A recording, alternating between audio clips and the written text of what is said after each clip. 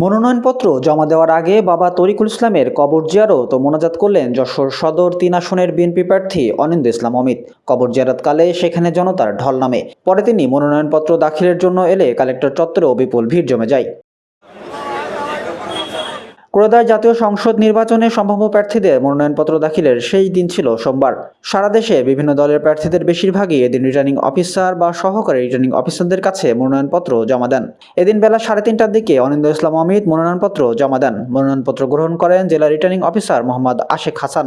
বাংলাদেশ জাতীয়তাবাদী দলের চেয়ারপারসন দেশনেত্রী বেগম খালেদা জিয়া, আমাদের প্রিয় নেতা তারেক রহমানের প্রতি আমি কৃতজ্ঞতা প্রকাশ করছি যে তারা আমার উপর আস্থা রেখেছেন। আমি আপনাদের মাধ্যমে আমি যশোরবাসীর কাছে করজোরে মিনতি করতে চাই, আমি আপনাদেরই সন্তান, আমি আপনাদেরই ভাই, আপনারাই আমার অভিভাবক। আমি আপনাদের পাশে ছিলাম দীর্ঘ এই ফ্যাসিবাদ বিরোধী আন্দোলনের।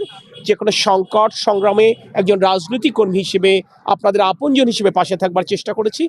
আপনাদের সন্তান, আপনাদের ভাইকে যদি আগামী দিনে রাষ্ট্র পরিচালনা একটি গুরুত্বপূর্ণ জায়গায় আপনারা দেখতে চান, আমি মেহেরবানি করে আপনাদের মাধ্যমে যশোর সদর ৩ আসনের সকল ভোটারদের কাছে ধানের শীষ প্রতীকের পক্ষে একটি করে ভোট প্রার্থনা করছি। এ সময় যশোর জেলা বিএনপির সভাপতি সাবরুল হক সাবু, সাধারণ সম্পাদক দেলোয়ার হোসেন খোকন, অ্যাডভোকেট মোহাম্মদ ইসাক সহ সিনিয়র নেতা, আহত জুলাই যোদ্ধা ইমন ছাড়াও অনেকে উপস্থিত ছিলেন।